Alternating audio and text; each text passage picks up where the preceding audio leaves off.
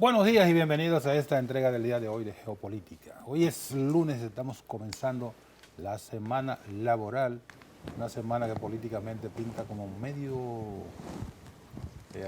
agitadita, ¿verdad? Muchos temas importantes alrededor de la actividad política. Lunes 17 del mes de junio, le están quedando entonces... Son 30 días, le están quedando 13 días a este mes para que le dé paso al mes número 7 del año y ya comienza la curva entonces hacia la Navidad, que ahorita ya comienzan los merengues de Navidad y anuncian la llegada de lo que dicen que es la época más bella del año, pero por lo pronto es la más activa y la más bulliciosa y festiva. En el día de hoy vamos a conversar, no como entrevistada ni nada de eso, sino un diálogo con Karina Sánchez Campos. Ustedes la ven acá en boletines, en los noticieros de EN Televisión. Y yo le quiero decir que Karina no es una simple lectora de noticias. Lo he comprobado en conversaciones y discusiones en el camerino y de verdad que no es una simple lectora de noticias. Tiene mucho material en diferentes aspectos de la vida de la sociedad. Trata de enfocarla, ¿no? Entre Karina y yo hay una diferencia muy grande, entonces es mejor que esté Karina. Y no puede haber tanta distancia. Es mejor que esté Karina en pantalla y no yo. Abusadores.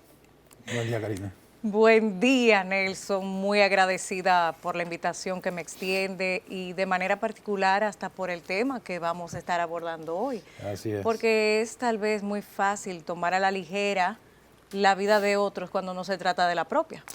Pero ¿cuáles son los factores que inciden en este tema que abordaremos esta mañana? Que vamos a hablar un poco de todas estas reacciones propias de cuando ocurren hechos delictivos que conmuevan a la sociedad.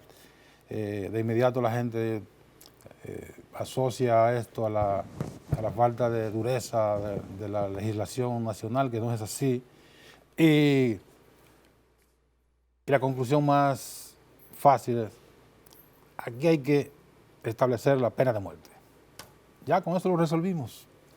Y no es así. Vamos a ver un poco de eso con Karina. Pero vamos a ver entonces cómo están las condiciones del tiempo para este comienzo de semana laboral en la República Dominicana.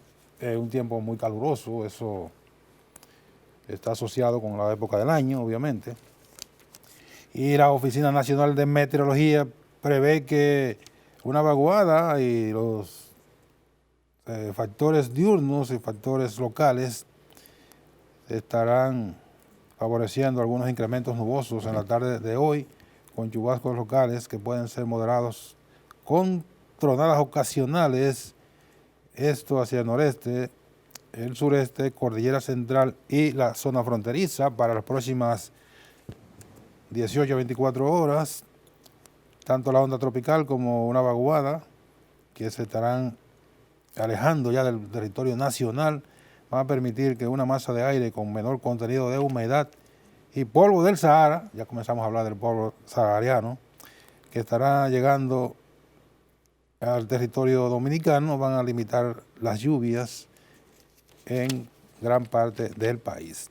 En tanto, las temperaturas continuarán bastante calurosas, principalmente durante el día, debido al flujo de viento cálido del este-sureste y la época del año, esperándose una temperatura máxima entre 31 y 34 grados centígrados. Oigan eso, casi a nivel nacional, pudiendo ser superiores en zonas urbanas y algunas localidades, especialmente en el suroeste, en el noroeste y en la zona fronteriza. Se recomienda mantenerse bien hidratado y evitar la exposición a los rayos solares entre las 11 de la mañana y las 4 de la tarde. temperaturas de hasta 34 grados o eventualmente más.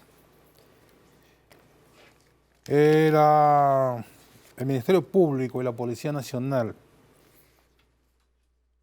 hay la posibilidad de que el Ministerio Público y la Policía Nacional entre hoy y mañana, más tardar en las próximas horas, vamos a decir, estarían completando la información relacionada con las investigaciones que han seguido luego de la agresión de que fuera víctima David Ortiz, de conocerse los resultados finales de esa investigación, determinar quién dio la orden, quién y por qué dio la orden de esa agresión, que uno de los imputados, entre las muchas declaraciones que ha dado a las autoridades, dice que fue un error. Por de pronto ya están en poder de las autoridades, José Eduardo Ciprián Lebrón, Carlos Rafael Álvarez Echeverry, Rolfi Fernando Cruz, José Rodríguez de la Cruz, Porfirio Allende de Champs, Reinaldo Rodríguez Valenzuela, Oliver Moisés Mirabal y Eddie Vladimir Félix García, así como Gabriel Alexander Pérez Vizcaíno. Y las autoridades han declarado prófugos a Luis Alfonso Clase, alias el cirujano, Marcos Díaz, María Fernanda Villasmil Manzanilla y un tal Alexander. Estamos hablando de 11 o 12, de 10 a 12 individuos que habían participado en esta trama en la cual resultó herido David Ortiz. Entonces uno dice y se pregunta, una actividad de sicariato que involucre a tantas personas, a mí como que me deja ciertas dudas. Porque generalmente el sicariato involucra a 3 o 4 personas, uno que contrata, el que necesita deshacerse de alguien, contrata a uno y ese contrata a los operativos, que serán 2 o 3. Pero todas esas personas involucradas en una actividad de sicariato, no sé, como que no me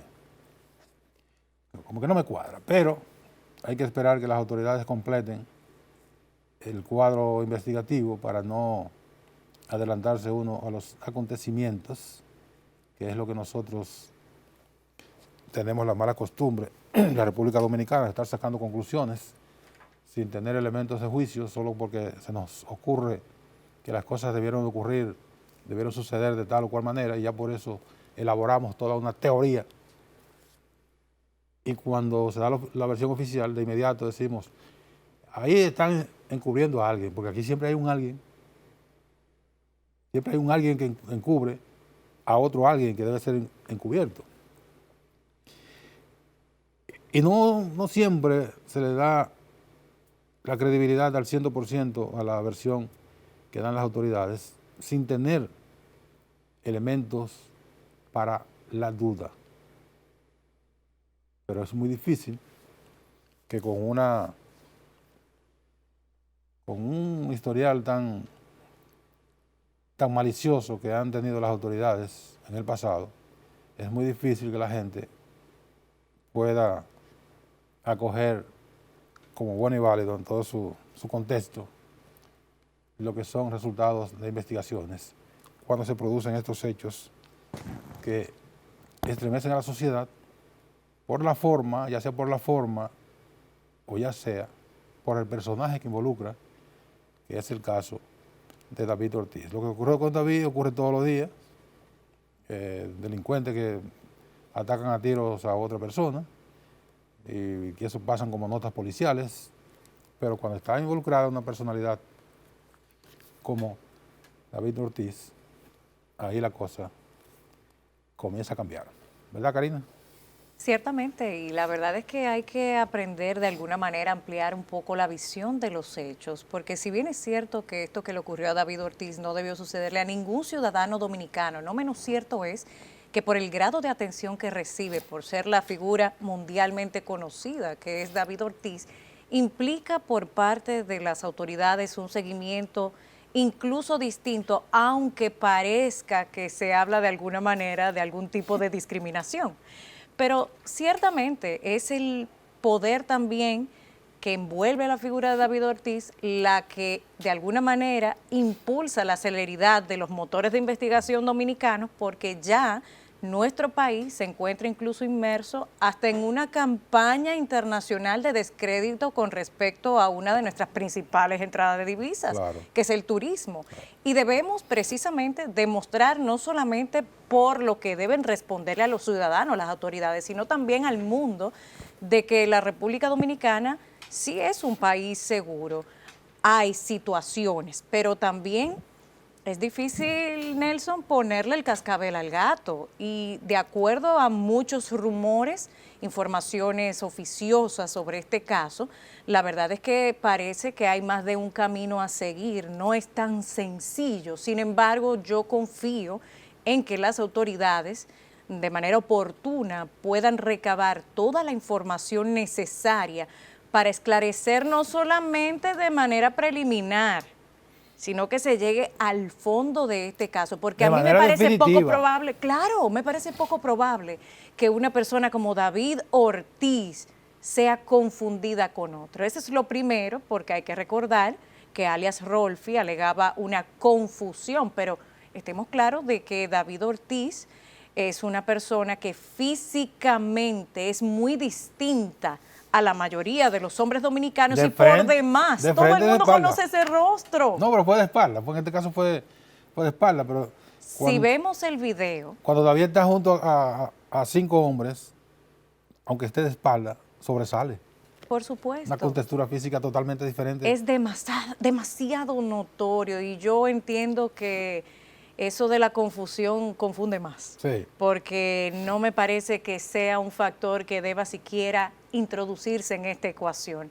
Eso no corresponde a los números de la ecuación que se está investigando. No. Definitivamente aquí la única confusión es la que tiene la ciudadanía, pero la persona que disparó no me parece que haya tenido confusión, porque también era muy conocido dentro del ámbito del sicariato, y por lo tanto, antes de emprender un trabajo como este, lo primero que se hace es verificar, porque aquello que muchos llaman daño colateral no es un lujo que se puedan dar los sicarios. No, porque ha habido, incluso aquí en la República Dominicana ha habido ocasiones que tenemos todavía casos que podemos referir así rápidamente, de el más... uno de ellos fue aquel ingeniero que fue confundido con otra persona cuando andaba comprándole un bizcocho para su hija que estaba de cumpleaños, y los matones al servicio de Figueroa Agosto lo confundieron con una persona que iban a matar, y mataron al pobre ingeniero. Y también el caso de Zuleika Flores. El caso, exactamente, de la joven hija del colega José Sin. Zuleika Flores, ella se llama Natacha Sin. Natacha Sin, correcto. Fueron confundidas porque también hay casualidades que la verdad dejan un muy mal sinsabor. Mismo vehículo, mismo lugar de residencia, sí. Sin embargo, yo entiendo, en este caso no se aplican las mismas variables que en el caso de David Ortiz, porque los ejecutores que hasta el momento están bajo la autoridad son personas de un amplio prontuario delictivo y de manera muy particular en el ámbito del sicariato, sí, muy conocidos, que vienen incluso de fábricas de asesinos. ¿De los Estados Unidos? De los Estados Unidos. No estamos hablando de improvisaciones, sino de una red delictiva que está muy bien estructurada. Por lo tanto, cualquier pieza que no encaje con el escenario que se está presentando no se debe a improvisaciones, sino a indagaciones que deben ser más profundas por parte de las autoridades, porque algunos entienden que le llevan millas luz los delincuentes a las autoridades. Pero un elemento que llama la atención, toda esta gente involucrada, bueno, a partir de ahí se supone que están ahí parte de los actores, los coordinadores, porque las autoridades tienen cientos de mensajes, de una red de celulares que conectaron. La autoridad no lo ha dicho porque no tiene que decirlo. Ahora sabemos que tiene miles de pequeños mensajes. Te moviste allí, ya ubicaste el objetivo, júntate con fulano, te va a llamar fulano. Y se triangulan las comunicaciones para lograr un punto en común. Todo eso lo tienen las autoridades. Por supuesto que sí. Que lo van a presentar en el expediente. Correcto. Cuando se soliciten ya, ya le tienen medidas de coerción, pero cuando se aborde el tema ya del fondo, todo eso va a aparecer ahí. Sí, porque ahora mismo estamos trabajando con forma. Son formas. Forma, porque el fondo no puede jamás en la vida pretenderse en este momento, porque estamos investigando. Claro, hay investigaciones. Entonces, lo que quiero decir es, con toda esa gente ya en poder de las autoridades, plenamente identificados, y los que están prófugos también están ubicados por los teléfonos, las autoridades saben ya de dónde vino la orden, a quién realmente, contra quién iba la orden, si realmente era contra David o con el supuesto confundido que confunde, quién la dio, cuánto iban a pagar, todo eso ya lo saben las autoridades. Pero mire si es tan grave el asunto que de manera preliminar, cuando se ofreció la rueda de prensa la semana pasada, las autoridades dominicanas afirmaron que el monto para realizar ese acto terrible en perjuicio de David Ortiz o de quien fuera ascendía a 400,000 pesos. Sí.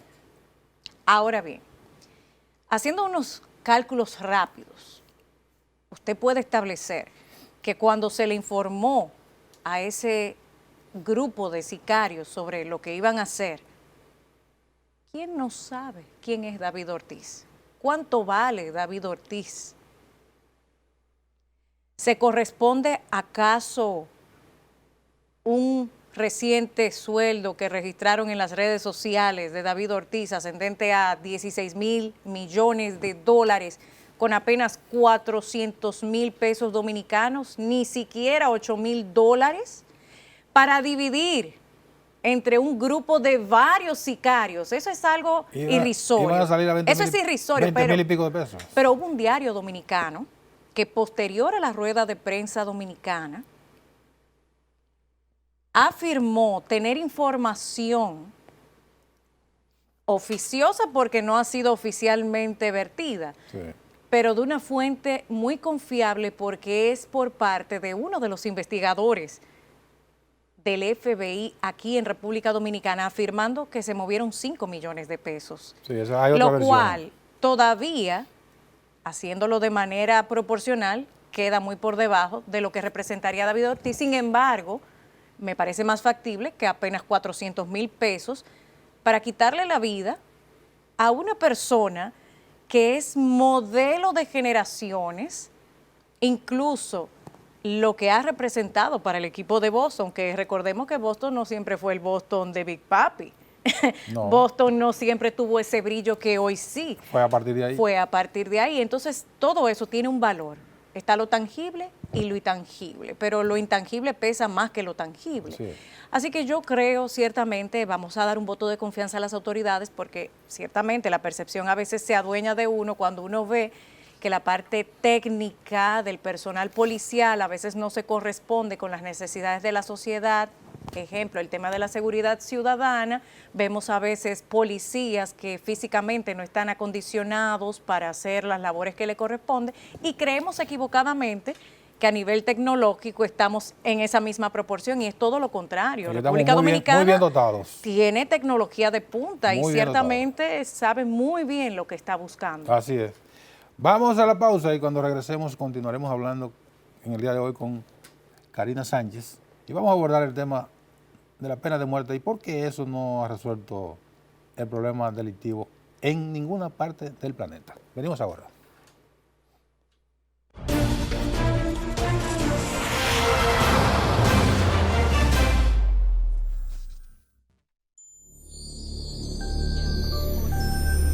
EN Televisión, lo que tienes que ver.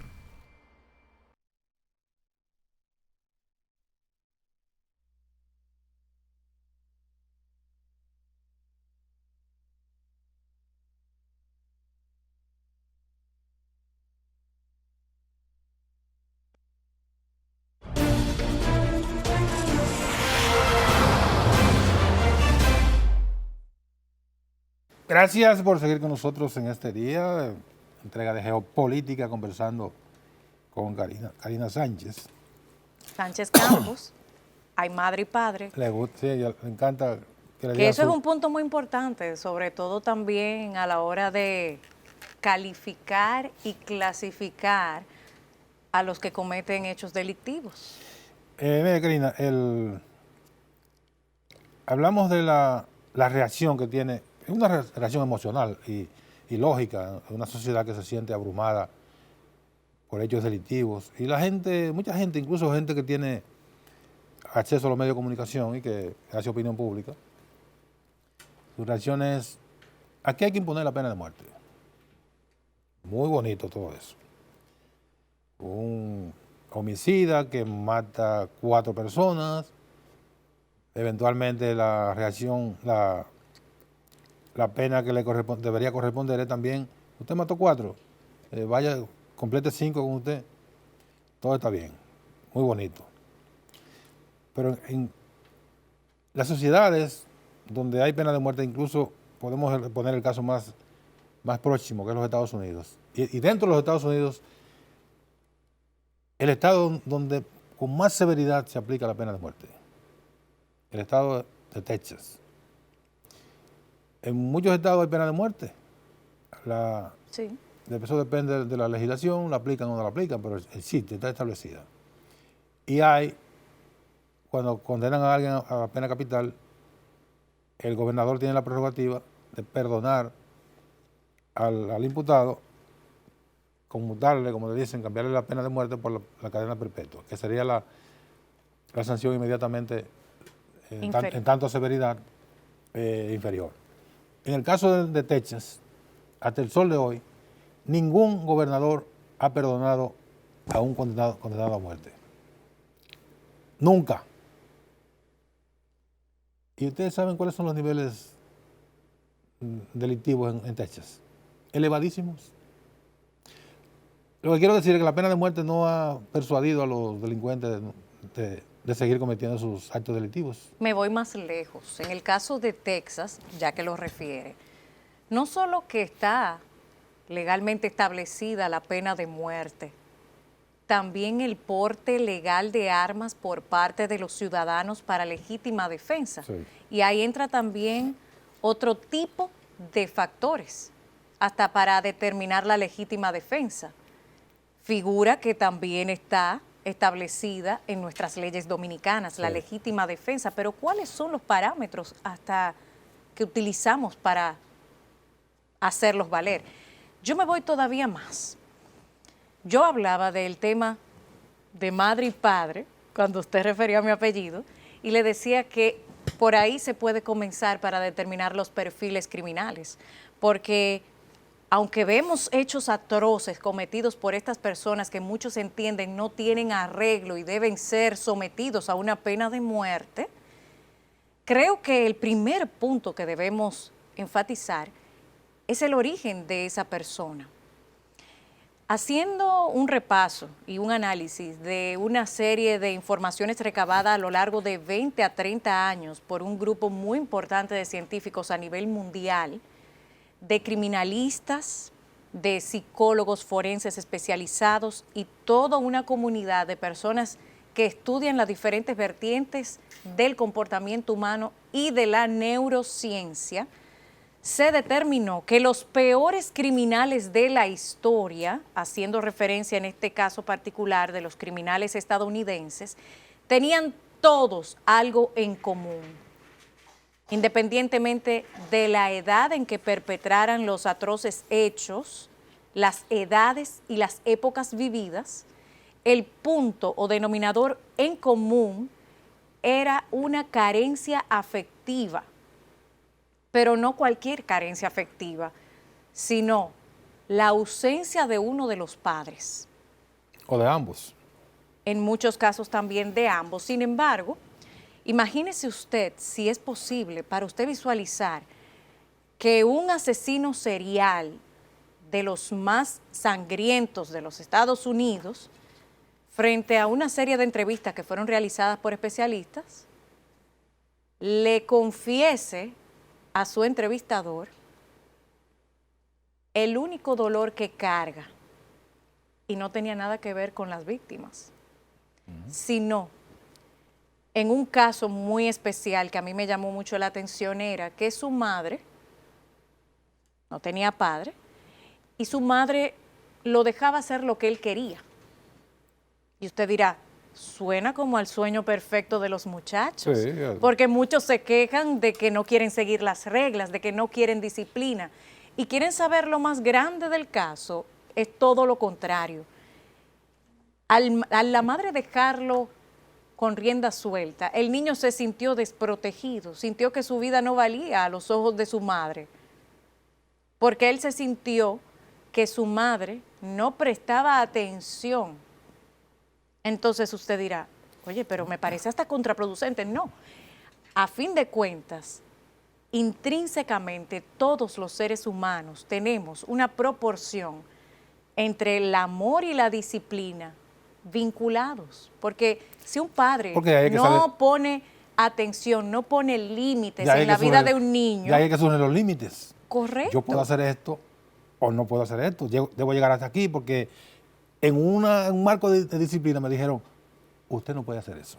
Y el niño puede patalear en un momento determinado, pero no es por el fondo de la sanción, sino por la forma. Fíjense que los niños son muy literales, tanto así que los psicólogos saben y los especialistas en conducta que hay edades especiales y específicas de los niños en donde, de acuerdo a su capacidad de discernir, hasta las clases deben ser impartidas de una determinada manera. Un ejemplo concreto, en los primeros 5 años de vida, el cerebro de ese ser humano recibe la mayor cantidad de información posible que va a determinar lo que en una adultez será. Es una esponja.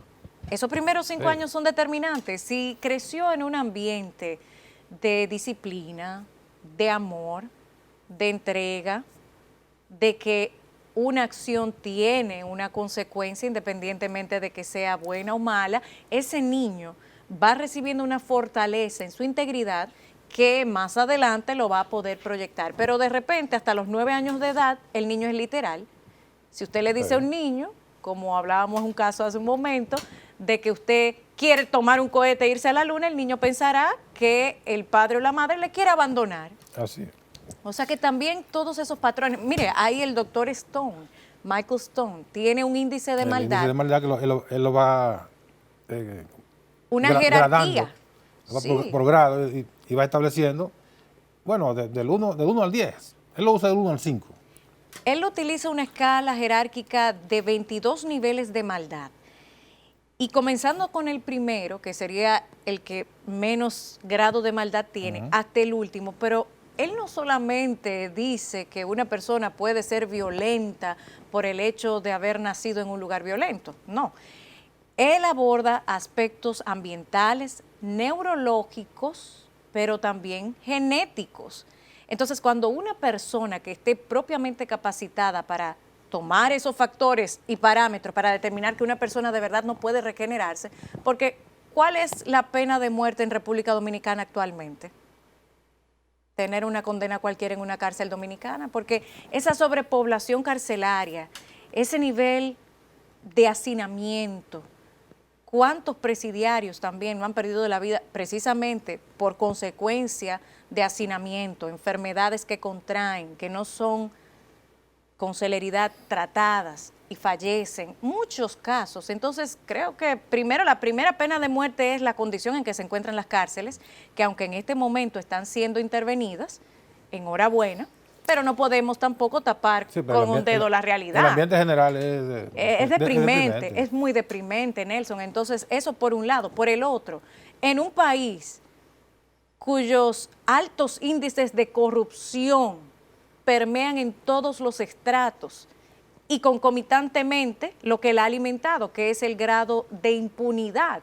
Se habla de interceptaciones telefónicas ilegales, sí, como si estuvieran en el marco de la legalidad, amparados para chantaje político. Imagínese si tenemos eso como elemento para determinar quién muere. ¿Quién aplicaría la pena de muerte aquí? Precisamente. Como está señalando. ¿Quién sería el verdugo? ¿Quién sería el verdugo? Hay muchísimos casos en Estados Unidos donde realmente se hacen investigaciones antes de proceder a juzgar a un presunto imputado. Pero en 1971, por ejemplo, y de ahí para acá se documentó como la referencia fundamental a la hora de calibrar la viabilidad de la aplicación de la pena de muerte. El caso Shepard, que fue un señor que lo imputaron de haber cometido un hecho. Él insistió durante todo el tiempo del proceso que no había hecho una investigación correcta, que él no era culpable, que lo estaban confundiendo le estaban imputando algo que no había cometido. Bueno, la corte le dio, como decimos nosotros, para adelante. El doctor Shepard lo ejecutaron. 3 años después se estableció que el doctor Shepard no había cometido el hecho por el cual fue ejecutado. Pero ya el doctor Shepard tenía la hierba desde alta, como decimos popularmente. Y a partir de ahí se comenzó a establecer. Vamos a ver. ¿Cuál es el momento en que un juez puede disponer la pena de muerte? Es cuando ya se han agotado todos los procesos de investigación, las apelaciones, las evidencias son abrumadoras. Entonces, se puede proceder a la pena de muerte para no volver a ejecutar a un inocente como ocurrió con el doctor Shepard. Porque no puede haber una duda razonable a la hora de aplicar una pena de muerte. Porque no hay cómo para resarcir eso luego. Exacto, pero me voy también a un caso muy mediático en la época en cuestión que le tocó vivir, que fue el hijo de Limber. Pero vamos con el hijo de Limber ahora, cuando vengamos de la pausa, porque vamos a completar el programa con estos elementos que no se debaten todos los días en los medios de comunicación. Venimos ahora a completar la jornada del día de hoy de geopolítica.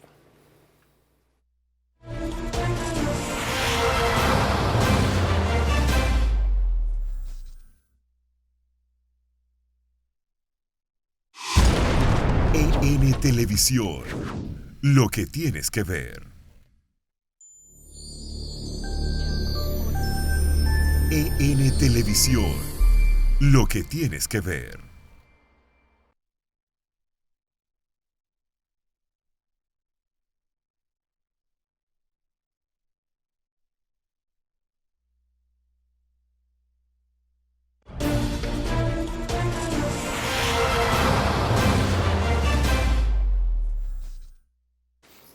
Seguimos en geopolítica, haciendo un programa hoy distinto, tanta política. Aunque hay que decir que el Partido de la Liberación Dominicana, su comité político, va a tener en la tarde de hoy una reunión que, como todas las reuniones de las últimas semanas, los últimos meses, siempre se presentan con la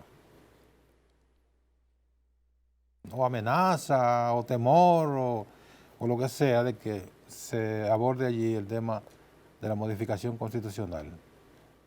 La realidad es que todas las informaciones que han dado los dirigentes del PLD refiere a que la reunión de hoy solo va a tratar el tema de las reservas que deben ser comunicadas a la Junta Central Electoral el 22 de este mes. Hoy estamos a 17, o sea que para el viernes, ¿verdad?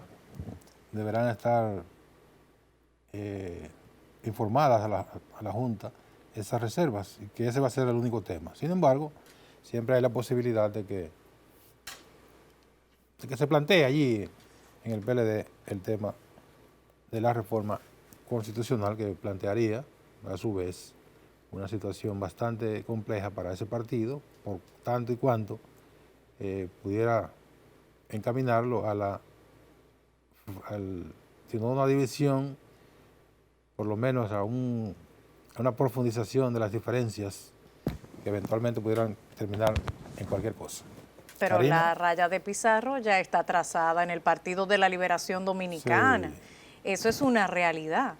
Ahora bien, se trate o no en esa reunión del Comité Político del PLD la reforma constitucional, no es óbice de que se encamine en el Congreso. En cualquier momento eso porque no recordamos el año 2015.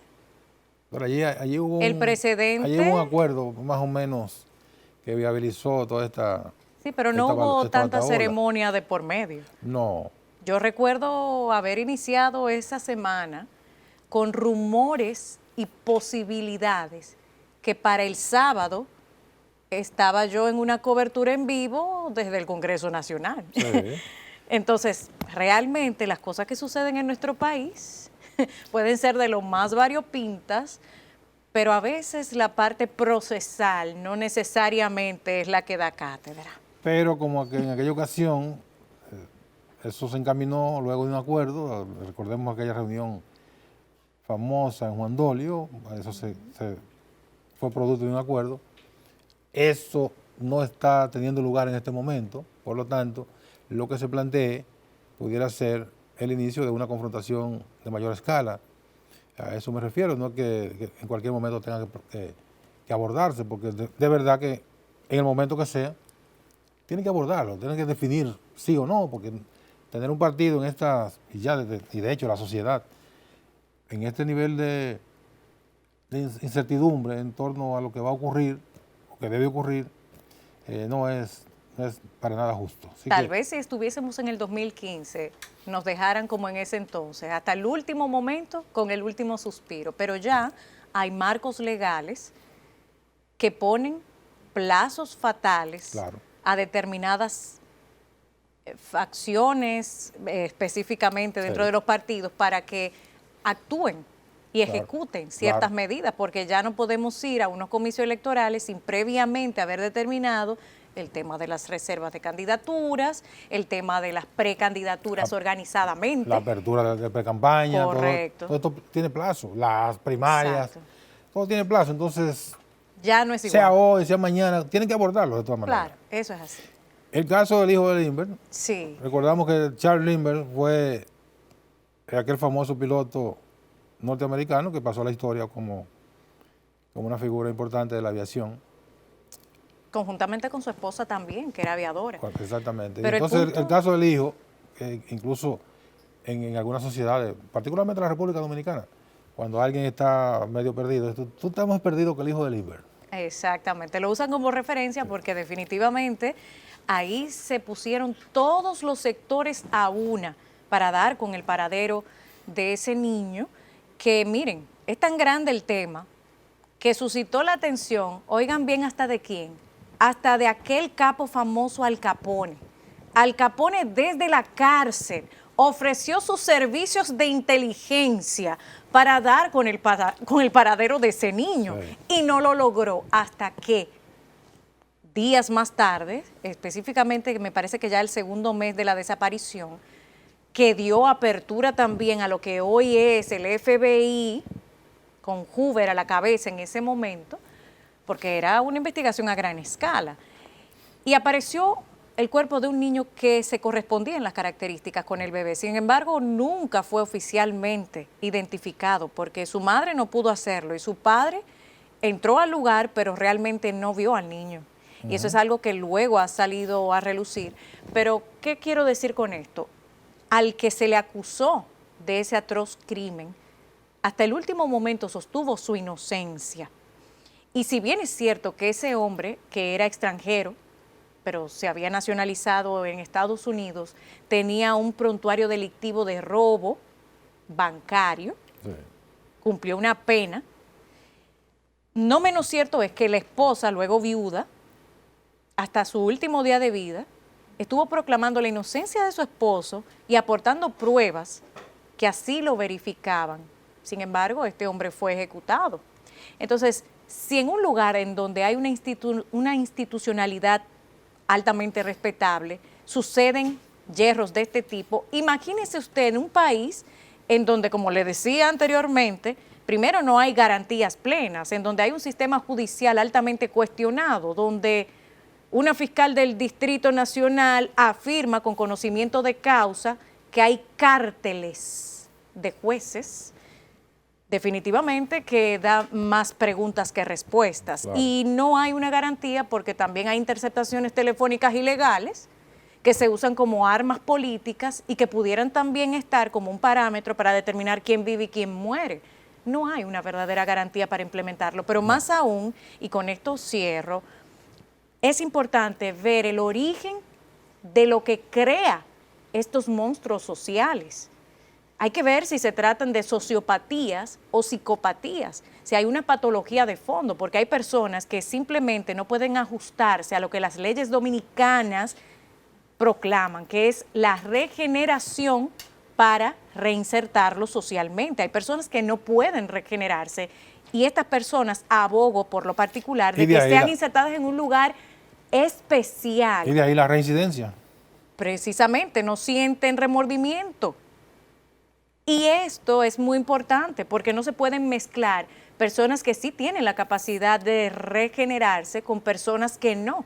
Eso crea un caos social, un caos en el sistema penitenciario y un caos del cual cualquiera, usted, yo, podemos ser víctimas en las calles de Santo Domingo o de cualquier provincia del país. Creo que lo importante es ir al origen. El origen está en la familia. El ambiente, la neurología y también la genética influyen, pero más importante aún los valores con que se forma ese ser humano, que tenga límites en la vida, que no se los encuentre de golpe en la calle, porque entonces no va a poder manejar el nivel alto de frustración que le genera y deriva entonces en una violencia que acaba con crímenes. Y recordar que la persona puede conseguir en la vida todo lo que se proponga. Todo lo que se proponga, bueno o malo. Entonces usted decide conseguir y desarrollar la parte buena. Usted quiere progresar en la vida, o póngase a estudiar, o póngase a trabajar, o ambas cosas. Que no sean ninis. Que no sean ninis. Lo fácil. Fácil no, se va. Lo fácil, pero además que lo fácil no existe. Correcto. Y la bondad es innata en los seres humanos. Esa maldad a la que hemos estado haciendo referencia es algo que se promueve por el medio ambiente, por patrones distorsionados en el seno familiar que luego se van extrapolando a la sociedad y ese es el resultado de esas estadísticas de violencia y criminalidad que tenemos en nuestro país. Creo que la fiebre no está en las sábanas, por lo tanto no podemos ir por las ramas para llegar al tronco. Así es. Gracias, Karina. Encantado de la vida. Muchas gracias. Feliz de compartir aquí. Muchísimas gracias. El próximo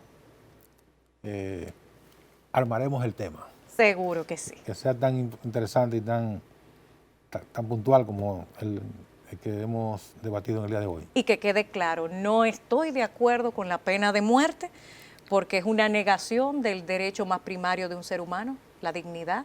Y de hecho, la Declaración Universal de los Derechos Humanos, en su artículo 3º, lo prohíbe terminantemente. La solución no está ahí. No podemos ser reactivos, vamos a ser preventivos mejor. El problema de la pena de muerte y eso que piden la pena de muerte es una reacción emocional al momento. Pero cuando se sientan racionalmente y en vez de que... Lo que eso implica. En vez de expresar lo que sintió el corazón en ese momento, pone a funcionar el cerebro y dice, no, en la República Dominicana no se puede aplicar pena de muerte. Gracias, Karina. Muchísimas gracias, Nelson. Gracias a ustedes. Mañana, Dios mediante, a las 11 de la mañana, otra entrega de Geopolítica. Sigan con EN Meridiano.